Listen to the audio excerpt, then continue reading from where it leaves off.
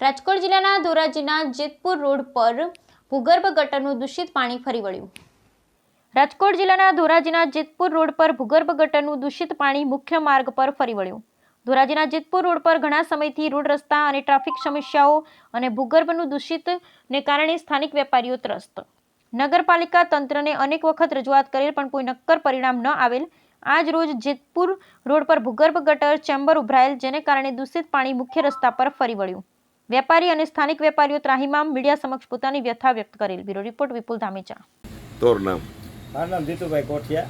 અત્યારે જેતપુર રોડ ઉપર હું ઓટો પાર્ટની દુકાન ધરાવું છું અને આજે જેતપુર રોડ ઉપર આજે સમસ્યા જ છે. જ્યારથી આરસીસી રોડ બન્યો છે ત્યારથી સમસ્યાનો પાર નથી. આ સમસ્યા ફક્ત ભ્રષ્ટાચારને લીધે જ સમસ્યા થાય છે. જે સમસ્યા આજે જોવો તો ગટરનું પાણી રોડ ઉપર નકરું ગટરનું પાણી ચાલ્યું જાય છે, ટ્રાફિકની સમસ્યા છે.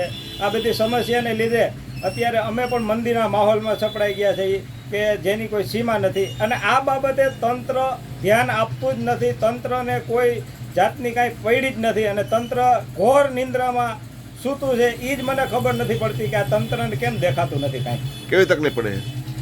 તકલીફની તો વાત જ જવા દો. આ ગટરનું પાણી એટલું બધું દૂષિત છે તે એના જે પાણીના છાંટા પણ ઉડે છે ને તો આપણે તમારા ઘરે જઈને પાછું નાહવું પડે એટલું દુર્ગંધ મારતું પાણી રોડ ઉપર રહેલું જાય છે.